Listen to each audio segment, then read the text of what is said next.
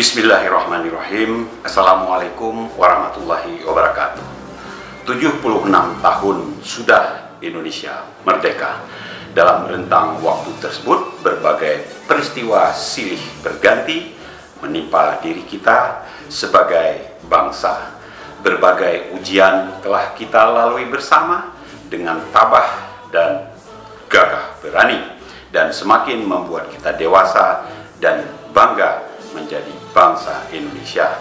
Tidak terkecuali dalam pandemi COVID-19 yang telah memberikan pukulan kepada kita semua. Namun sebagai bangsa pejuang, kita tidak boleh menyerah. Perjuangan masih panjang. Mari kita terus bersatu, saling membantu dan saling menguatkan di tengah ujian ini.